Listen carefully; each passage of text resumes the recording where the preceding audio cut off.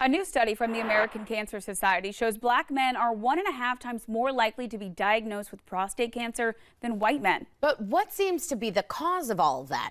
Our Autumn Klein joins us live from Trident Medical Center, where she spoke with an oncologist about the impact that prostate cancer has on black men. Good morning, Autumn. Good morning, Shelby and Katie. I spoke to an oncologist here at Trident Health who also tells me that black men are twice as likely to die from prostate cancer. And just this week, Dr. Martin Luther King Jr.'s youngest son passed away from prostate cancer. When speaking with Dr. Vince Griswack, he says that there is not a definite answer as to why there are disparities in prostate cancer between races, but he said it appears that genetics, environmental factors, diet, access to health care, and environmental carcinogens seem to contribute to the numbers. Racial bias can also sometimes play a part in this disparity. Dr. Griswack highly recommends getting prostate examinations from a healthcare provider because by the time signs and symptoms are seen, the cancer is usually much farther along and much less treatable. Radiation is a common treatment for prostate cancer, although it isn't always necessary.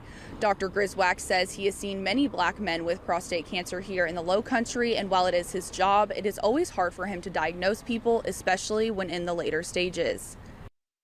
It can be a very difficult job at times. Certainly, it's a spectrum as far as how patients do. And a lot of the prostate cancer patients specifically, they tolerate their treatment very well, and the treatment is very successful, as I had mentioned.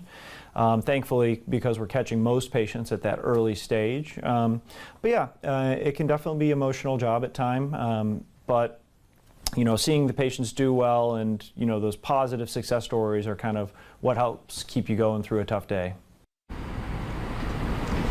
Dr. Griswack does say that many men are able to live with prostate cancer, and some are even able to live without ever having treatment. However, he still highly recommends getting screened so you can catch it as early as possible.